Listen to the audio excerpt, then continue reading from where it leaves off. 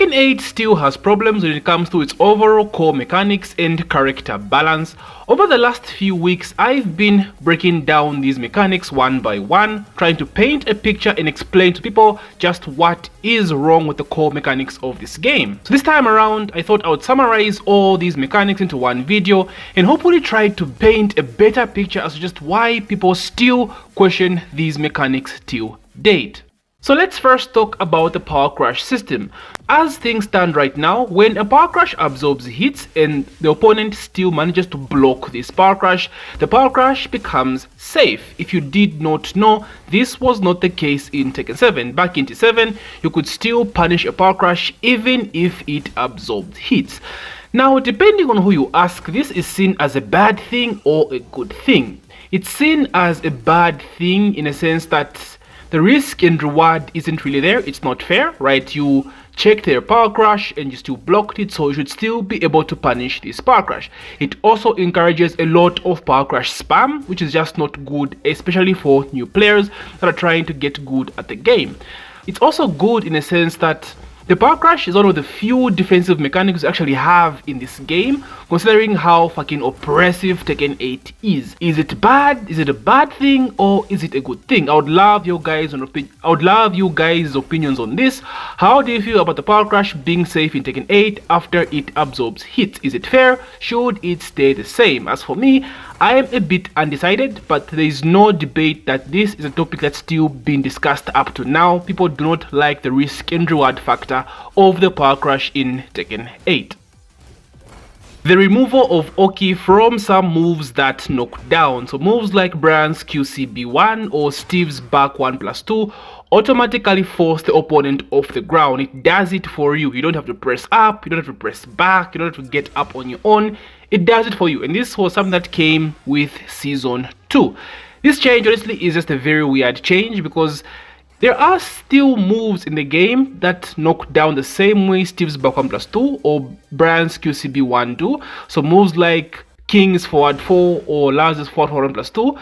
For these moves, you have to manually get off the ground yourself. So it's very weird to me on why they made this change. Like, so what are the rules on which moves force you off the ground? What are the rules on the moves that you have to manually get off the floor? It's just a very weird change, and I don't know, it removes a lot of depth when it comes to Oki from moves like this. So before, let's say QCB1, Brian's QCB1, if they didn't get up, you dash up and get a QCB4 as an Oki Zeme option. They also nerfed the Oki on grabs for most of the characters in the game. Now this one is another debatable subject. I know most people like the fact that you shouldn't really be guessing on the ground after eating a throw. It's very, very unfair, especially for characters that have like high damaging throws like King.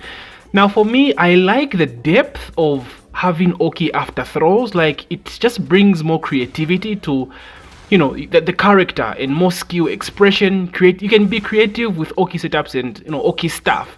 So I would be for the idea of make throws do a bit less damage, or at least the throws that will have good Oki should do less damage but give like really strong Oki. Of course, it's unfair for characters like King, who has like 50 damage throws, to then have Oki on their throws as well. So debatable subject, but like, I just miss the creativity of Oki. Hopefully they do find a balance around it in the future.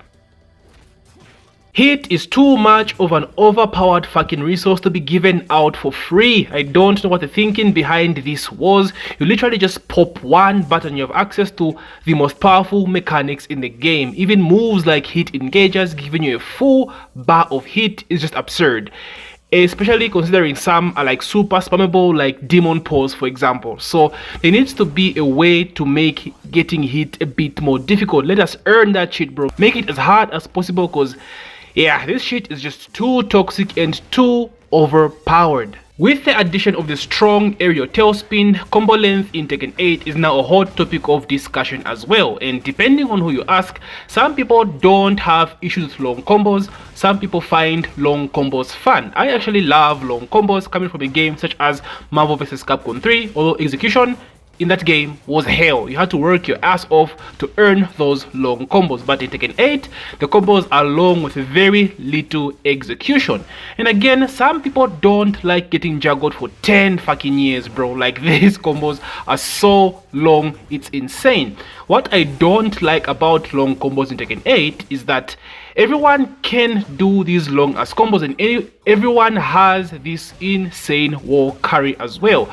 Back in the older Tekken games, if you wanted a character that had long combos, you had to pick a specific archetype that excelled at having insane wall carry. Characters like Bruce, characters like Lee, those characters specified in having long combos and had crazy wall carry. But now it's very generic, anyone can do it. But again, it's a very divided subject. People like long combos, other people don't like long combos, don't like getting juggled for so long.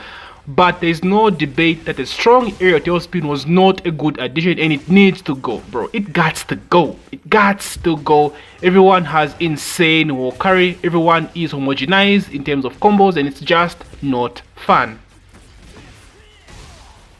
Installs, holy shit. Installs are without a doubt one of the most unbalanced mechanics in Tekken 8. Installs without a doubt give characters that have access to it an added advantage over everything else. Like, basically they have a double buff. Like, hit is supposed to be the core mechanic of the game, the core system mechanic of the game, but characters that have access to installs kind of have like both, bro. Like, what the fuck? It's simple. It's either you take them out or leave it to a few characters that originally had it, like Claudio, who was the originator of the install. I know Leo had the lightning glare back in Tekken 6, but that was like a very niche thing, right? But the one that officially came with it was Claudio. So there needs to be better balancing around installs. It has to be way harder to gain access to an install. There is no reason why characters should have infinite install whilst in hit. Like, they're getting a double buff, bro. Like, what the hell, man? Like, it's so frustrating. It's so frustrating. So there needs to be a better overall balance with the installs in Tekken 8. This is something that's really problematic. And it's good that people have come to realization on just how strong the installs are in this game, especially on characters such as Brian and Claudio, bro. Better balancing on installs is highly needed in this game. The homogenization of character identity through the use of character stances. Oh, pour one for my boy Steve. Oh, look how they massacred my boy Namco. I trusted you, Namco. Welcomed you to my family. Grandma made you a cannoli, and how do you repay me? You make my boy a 50-50 fucking character. Oh, rip Steve. On a serious note, guys, this is bad. Like, this is bad. The amount of stans 50-50 characters there are now in this game is actually out of this freaking world. Characters like King should have no use of 50-50 stances, bro. And the fact that his stance has nothing to do with grabs, that's just ridiculous. It's just stupid, bro. Characters like Jin, like running 3 into Zen, like, what is that, man? Like, what even is that? All these hit smashers that make characters go into stance for 50-50 guess, it's just stupid. Feng has nothing to do with 50-50s in terms of his archetype, so why is he going into shifting clouds after a hit smash? Like, what? Steve going into Lionheart stance after a hit smash. Like, some of these changes, bro. Oh, this is perhaps one of the worst changes in this game, bro. The stances, it's so annoying. Like, right now when you see a character with a stance, it's not even unique anymore. Like, if Lei were to be added to this game, he wouldn't be unique because everyone can do what he does, bro. Maybe even more, maybe even better than what Lei could do back in T7. There is no uniqueness to stances anymore because of what Namco have done, bro. It's so fucking bad, and hopefully they do learn from this when Tekken 9 drops, maybe, because I don't see them changing this anytime soon. So yeah, another problem with this game, too much homogenization of characters through the use of stances. Oh, rip Steve.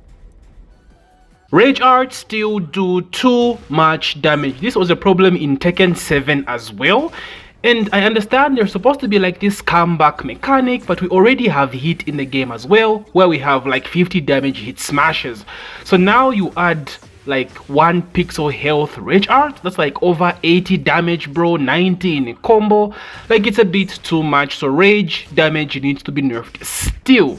Rage also deletes your opponent's grey health. Now this one as well is very debatable, but majority of people don't like the fact that it takes away grey health. Grey health is good for potential comebacks, you know, healing back, giving you a second chance at all the bullshit in the game like random hit smashes. So Rage taking away that grey health is, man, it hurts like a motherfucker. So depending on who you ask, they like it, others don't. Personally, I do not like it, and I would advocate that Rage should not take away grey health. So another hot topic of discussion regarding Rage is the fact that you can heal up your health and still keep that rage you gained when you went below 30%. So you see characters like Yoshi who have massive healing combos and just massive healing archetype basically. He can go back up to 50% after gaining rage and still have his rage. Like, it looks very weird and it's so unfair. So I would advocate that when you heal up, if you gain rage, obviously you have to go below the threshold, which is like what, 30%, 20%? 20% health, you gain rage. Then if you have some grey health and you heal back, you lose that rage and you only gain it back when you go back below that health threshold. Speaking of rage, I still feel as though having both hit and rage at the same time is like super illegal, bro. This looks so wrong, just so wrong. It's too easy to have both of these resources just handed to you for free. There needs to be more effort put behind both of these resources. There's something disgusting about having a hit smash that does 50 damage, can break walls, floor blasts, wall blast, and then having access to an 80 damage rage art after all that? Nani? Yeah, something needs to be done about this because it's just wrong, bro. Speaking of the hit smash, this is without a doubt the most overpowered mechanic in the whole fucking game. All my days, hit smashes, bro. I can go on and on about hit smashes. So firstly, they are given to you for free. They are too accessible. You just press one button, you go into hit, press the same button again, and you have access to a 50 damage hit smash. That is just illegal, bro. This should be more difficult to have access to. Like, Namco, please, please, for the love of Christ, these are just too much, bro. Hit smashers also have too much priority. I don't know why we cannot parry these. I don't know why we cannot power crash through these. We need more counterplay to hit smashers outside of just sidestep and rage art. There has to be more. Think of rage drive in Tekken 7. We could parry that shit, bro. Power crash through that shit. Especially the fact that this is a free resource. Come on, Namco. We need some sort of counterplay. Hit smashers should not interact with stage hazards. Hard wall break, hard floor break, floor blasts, wall blasts. None of that shit should work after a hit smash. It's too freaking strong. Too strong, bruv. Too strong, blood. I can't. For the life of me. I can't. I'm tired of hit smash, bro. I'm tired of losing rounds. Losing 60 health by a random king hit smash into floor break, bro. Like, why? Okay, let me calm down, boys. Husa. Husa. Okay? Hit smashers should not wall splat. I don't know the rules behind why some hit smashers like Hwarang and Low should hit smash, so you should wall splat, whilst others should not. So let them not do any of that. Just give them raw damage, right? Something like 40 damage and below. Nothing above 50 in my opinion. So again, hit smashers need a lot of work. They are just too freaking strong, bro. Since we talked about hit being too easy to gain access to, I think hit engagers need to come with a bit more risk as well. I don't like the fact that some characters have spammable hit engagers, bro, like Demon Paw or Raven 1+2, you know, Lars 3+4. Like, there are some hit engagers that take a lot more risk to get into. Like, for example, Raven's QCF 3+4 is -12 on block. So I like the idea of having hit engagers being unsafe, right? But like the fact that they're safe, you have safe ones that are like super strong, it's just like stupid, man. Even hit engagers that are like plus on block, like Lars DE3 for example. Like, no, bro. You're giving me a plus hit engager?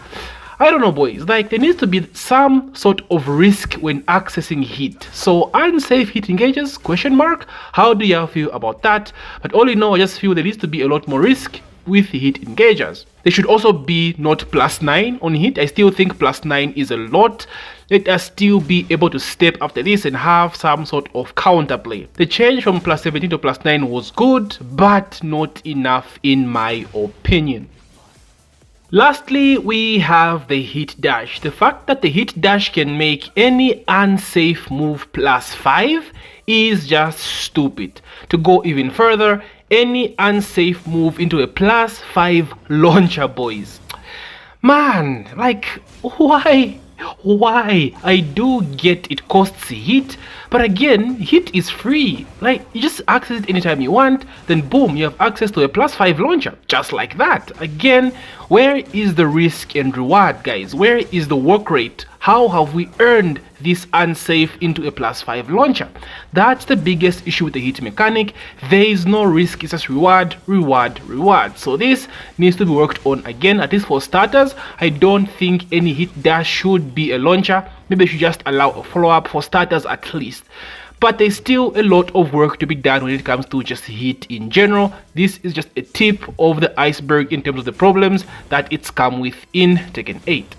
So there you have it, Nemi Gang, a summarized look at some of the core issues wrong with Tekken 8's core system mechanics. I hope I painted a good picture, or at least you understand where I'm coming from, not just me, but majority of the community. Now, I do understand some of you love this game for what it is. We have a lot of new players that enjoy Tekken 8 the way that it is. And don't let me sway you from playing this game, guys. It's just my opinion, right? I just talk about what I find not pleasurable for me personally in this game. But if you enjoy this game, guys, just keep playing it as long as you're having fun. That's all that matters. Sometimes I might say everyone hates Tekken 8 or everyone does not agree, but my target is those people that agree with me. So sometimes I say everyone, but I don't mean like legit everyone, right? So just keep that in mind. I'm not speaking for you. If you love Tekken 8, guys, there's nothing wrong with that. Anyway, guys, let me hear your thoughts on this matter. What other systems have I missed out? Is there anything wrong with Tekken 8 in terms of core mechanics outside of these major ones I've covered today? Talk to ya boy. Thank you so much for taking time to watch my video. If you've made this far, please don't forget to Doria that like button, face the shit out of that like button, pause, and of course subscribe if you're new. Nemi Gang, may the Predator be ever in your favor. GG.